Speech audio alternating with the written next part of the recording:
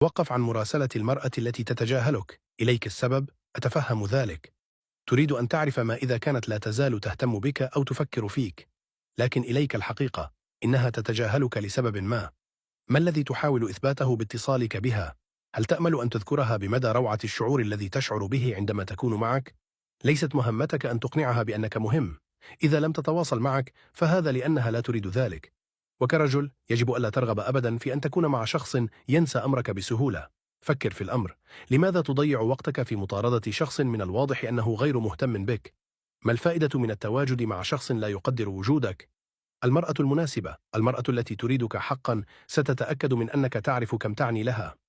لن تتركك تخمن أو تتساءل. فبدلا من انتظارها لتمنحك الحب والاهتمام الذي تستحقه، ابدأ بمنحه لنفسك. عندما تركز على نفسك ونموك الخاص، ستدرك أنك كنت دائما الشخصية الرئيسية في حياتك. لا تحتاج إلى مصادقة أي شخص لتشعر بأنك كامل أو مهم. لذا توقف عن إهدار طاقتك على شخص لا يرى قيمتك. حان الوقت لتستعيد قوتك.